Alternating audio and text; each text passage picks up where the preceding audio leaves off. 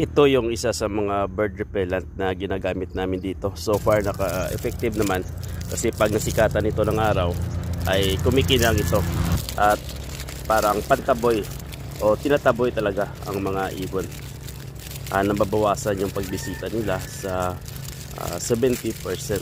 Okay na rin, nakatulong na rin. Pantaboy sa mga ibon ay ito yung produkto na galing sa China at very effective na naman na klase ng produkto.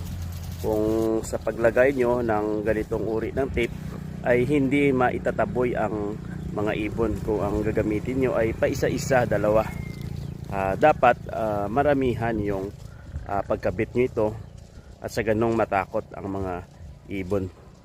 Dati naglagay kami nito, tinipid namin. Halos yung ibon ay tinatanaw lang nila yung mga tape na ito.